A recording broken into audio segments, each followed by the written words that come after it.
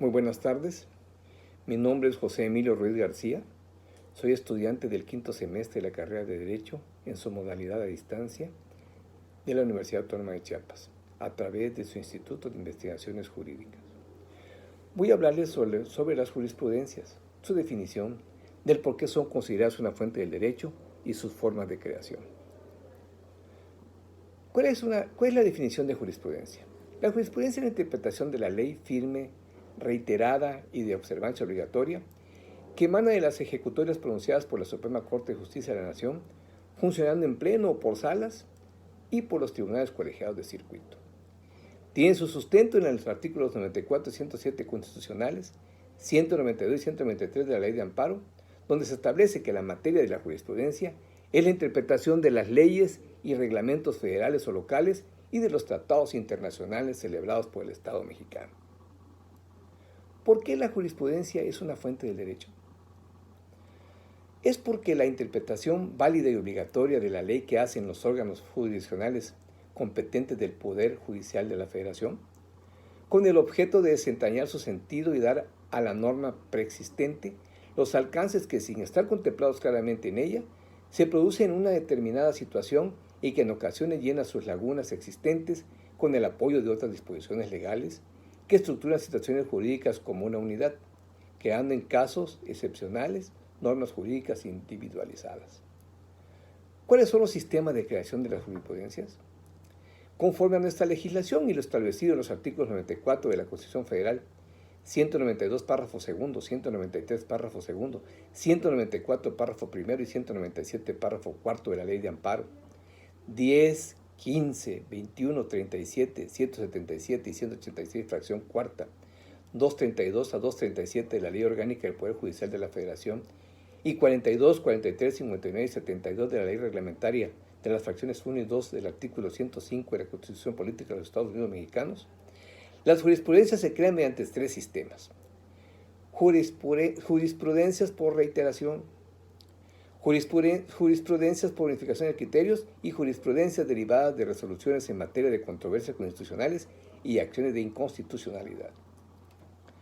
Primero veremos las jurisprudencias por reiteración. En este sistema, la jurisprudencia se integra por el criterio contenido en 5 sentencias resueltas en el mismo sentido, no interrumpidas por otra en contrario y emitidas por el mismo órgano jurisdiccional.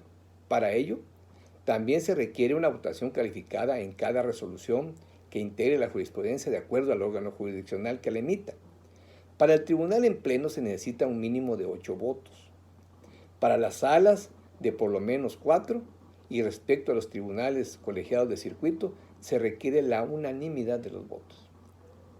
Segundo, jurisprudencias por unificación de criterios.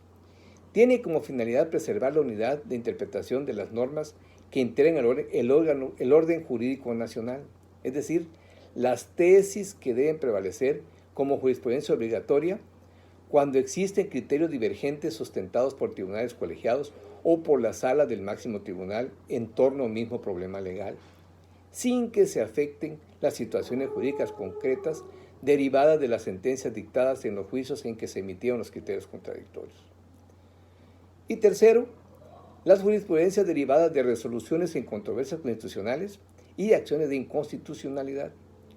Conforme al penúltimo párrafo de la fracción primera del artículo 105 constitucional, cuando las controversias versen sobre disposiciones generales de estados o de municipios impugnados por la Federación, de los municipios impugnados por los estados, o en los casos en que se refieren los incisos C, controversias entre el Poder Ejecutivo y el Congreso de la Unión, aquel y cualquiera de las cámaras de este, o en su caso, la Comisión Permanente. Inciso H, controversias entre dos poderes de una misma entidad federativa. Inciso K, controversias entre dos órganos constitucionales autónomos de una entidad federativa y entre uno de estos y el Poder Ejecutivo o el Poder Legislativo de esa entidad federativa. Y L, inciso L, controversias entre dos órganos constitucionales autónomos federales y entre uno de estos y el Poder Ejecutivo o el Congreso de la Unión. Bien, otro requisito es que la Suprema Corte de Justicia de la Nación las declare inválidas. Estas tendrán efectos generales cuando hubiera sido aprobada por una mayoría de por lo menos 8 votos.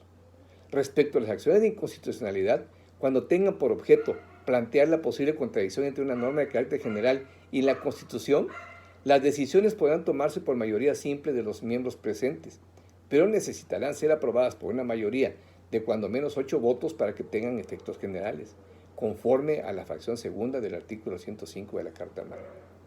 El procedimiento para resolver los problemas planteados respecto de ambas figuras se encuentra reguladas por la ley reglamentaria de las fracciones 1 y 2 del artículo 105 de la Constitución Política de los Estados Unidos Mexicanos. Espero haber sido claro con estas disposiciones en esta materia. Muchas gracias.